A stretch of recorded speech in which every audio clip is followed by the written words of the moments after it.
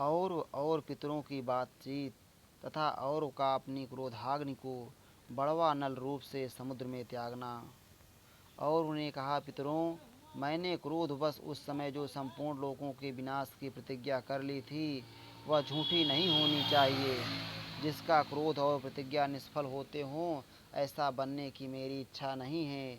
यदि मेरा क्रोध सफल नहीं हुआ तो वह मुझको उसी प्रकार जला देगा जैसे आग अरुड़ी अरड़ी काष्ठ को जला देती है। जो किसी कारणवश उत्पन्न हुए क्रोध को सह लेता है वह मनुष्य धर्म, अर्थ और काम की रक्षा करने में समर्थ नहीं होता। सबको जीतने की इच्छा रखने वाले राजाओं द्वारा उचित अवसर पर प्रयोग में लाया हुआ रोष दुष्टों का दमन और सात पुरुषों की रक्षा करने वाला हो। मैं जिन दिनों माता की एक जांघ में गर्भशैया पर सोता था उन दिनों क्षत्रियों द्वारा भार्गवों का वध होने पर माताओं का करुण क्रंदन मुझे स्पष्ट सुनाई देता था। इन नीच क्षत्रियों ने जब गर्भ के बच्चों तक के सिर काट काट कर संसार में भृगवंशी ब्राह्मणों का संहार आरंभ कर दिया तब मुझ में क्रोध का आवेश हुआ। जिनकी कोख भरी हुई थी वे मेरी माताएं और पितृगण भी भय के मारे समस्त लोकों में भागते फिरे, किंतु उन्हें कहीं भी शरण नहीं मिली। जब भार्गवों की पत्नियों का कोई भी रक्षक नहीं मिला तब मेरी इस कल्याणमयी माता ने मुझे अपनी एक जांघ में छिपा कर रखा था। जब तक जगत में कोई भी पाप कर्म को रोकने वाला होता है तब तक संपूर्ण लोकों में पापियों का होना संभव नहीं होता है। जब पापी मनुष्य को कहीं कोई रोकने वाला नहीं मिलता तब बहुतेरे मनुष्य पाप करने में लग जाते हैं। जो मनुष्य शक्तिमान एवं समर्थ होते हुए भी जानबूझकर पाप को नहीं रोकता वह भी उसी पाप कर्म से लिप्त हो जाता है। हम लोक में इस लोक में अपना जीवन सबको प्रिय है यह समझकर सबका शासन करने वाले राजा लोग सामर्थ होते हुए भी मेरे पिताओं की रक्षा ना कर सके।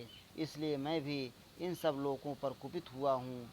मुझ में इन्हें दंड देने की शक्ति है, अतः इस विषय में मैं आप लोगों का वचन मानने में असमर्थ हूँ।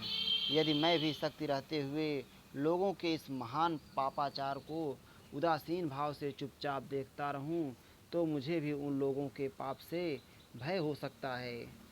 मेरे क्रोध से उत्पन्न हुई जो यह आग संपूर्ण लोगों को अपनी लपेटों से लपेट लेना चाहती है, यदि मैं इसे रोक दूं तो यह मुझे ही अपने तेज से जलाकर भस्म कर डालेगी। मैं यह भी जानता हूँ कि आप लोग समस्त जगत का हित चाहने वाले हैं, अतः शक्तिशाली पितरों, आप लोग ऐसा करो जिससे इस लोगों का और मेरा भी कल्याण हो। पितर बोले, और तुम्हारे क्रोध से उत्पन्न हुई जो यह अग्नि सब लोगों को अपना ग्रास बनाना चाहती है उसे तुम जल में छोड़ दो, तुम्हारा कल्याण हो, क्योंकि सभी लोग जल में प्रतिष्ठित हैं और सभी रस जल के परिणाम हैं तथा संपूर्ण जगत भी जल का परिणाम माना गया है। अतः द्विश्रेष्ठ, तुम अपनी इस क्रोधाग्नि को जल में ही छोड़ दो। विप्रवर, यदि तुम्हारी इच्छा हो तो यह क्रोधाग्नि जल को जलाती हुई समुद्र में स्थित रहे, क्योंकि सभी लोग जल के परिणाम माने गए हैं। अनघ, ऐसा करने से तुम्हारी प्रतिज्ञा भी सच्ची हो जाएगी और देवताओं सहित समस्त लोग भी नष्ट नहीं होंगे।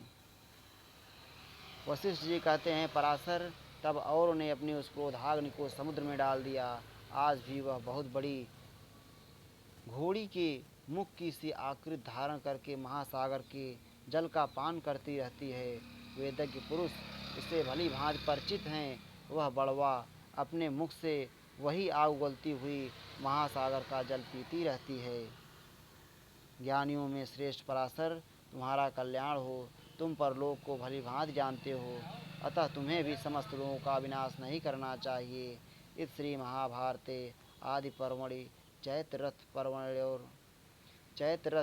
पर्वण्योर उपाख्याने एकोनाशीत्यधिक शततमो अध्याय। इस प्रकार श्री महाभारत आदि पर्व के अंतर्गत चैत्ररथ पर्व में अरूपोपाख्यान विषयक 179वां अध्याय पूरा हुआ। श्री राधा वल्लभ लाल की जय।